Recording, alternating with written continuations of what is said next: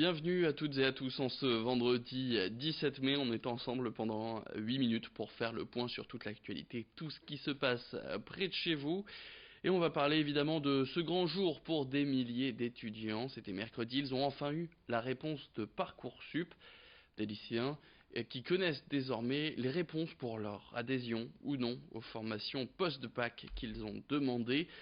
Et comme l'année dernière, de nombreux lycéens et étudiants en reconversion se retrouvent sur liste d'attente, voire pire, sans aucune formation pour l'année prochaine.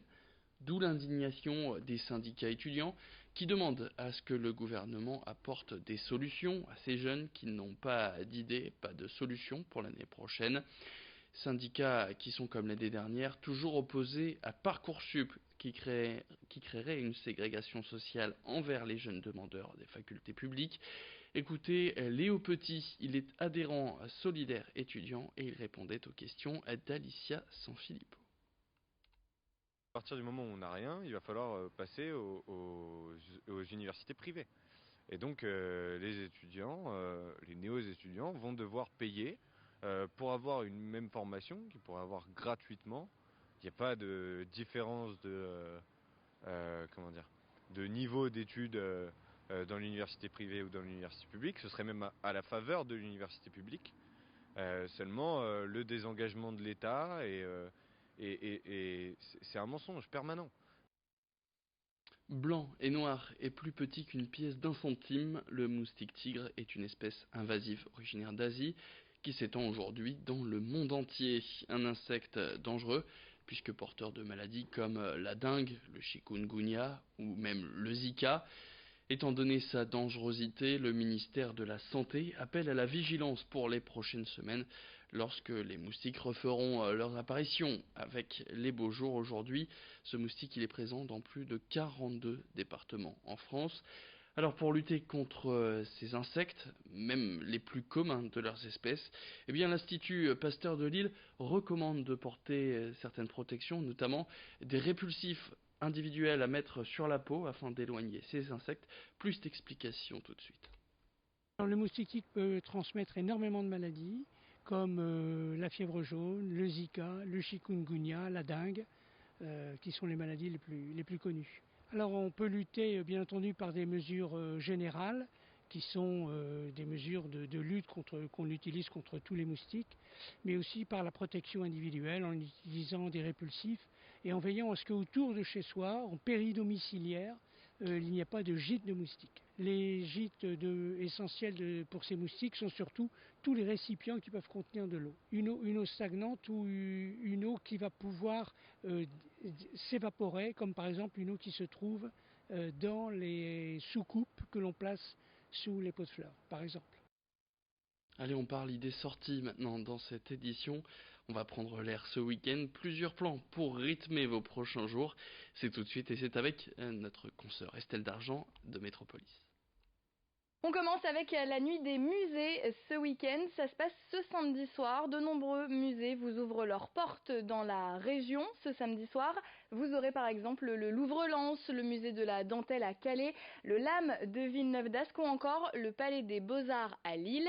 Ils vous accueillent à la tombée de la nuit pour vous proposer des ateliers, des animations, des visites insolites. Tout ça c'est gratuit en plus, alors profitez-en. Ce week-end, événement à Lille Grand Palais plus précisément, ce sont les Geek Days, 2 jours consacrés à l'univers de l'imaginaire, aux jeux vidéo. Il y aura également des invités prestigieux comme l'acteur de la série Malcolm. Au programme des dédicaces, des cosplays, des animations, vous pourrez tester également des casques de réalité virtuelle. Bref, un programme très chargé ce samedi et ce dimanche à Lille Grand Palais.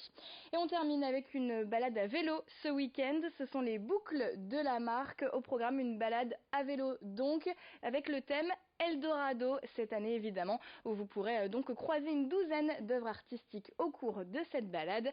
Voilà, nous on vous souhaite un excellent week-end dans la métropole lilloise.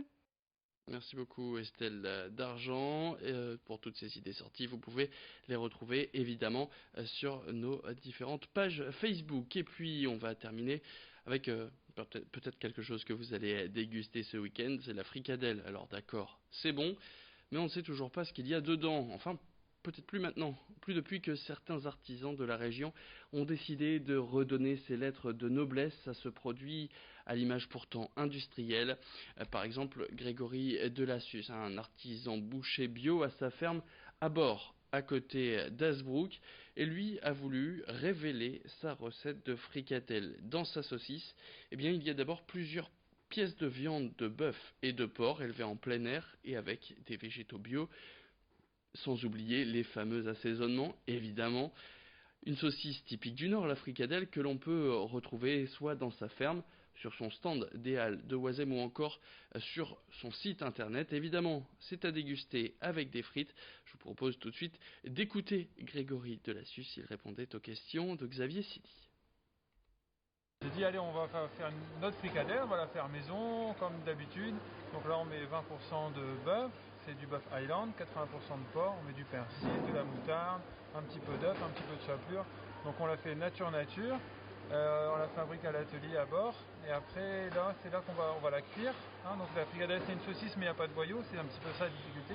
Donc on prépare notre pâte avant, on la laisse reposer un petit peu et après on va façonner nos tubes et on va la pocher dans un bouillon, on fait un bon bouillon de bœuf bien concentré comme on sait faire et on la poche et comme ça les clients quand on l'achètent après ils n'ont plus qu'à la frire, donc soit à la poêle avec un petit peu de gras de bœuf ou en friteuse, c'est encore mieux.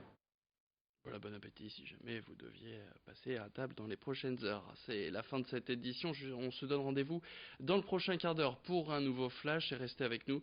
On parlera de ce rendez-vous qu'on va vous donner ce week-end sur notre antenne, l'Orchestre National de Lille qui sera à l'honneur avec la diffusion d'une première d'une série de concerts du cycle Malheur.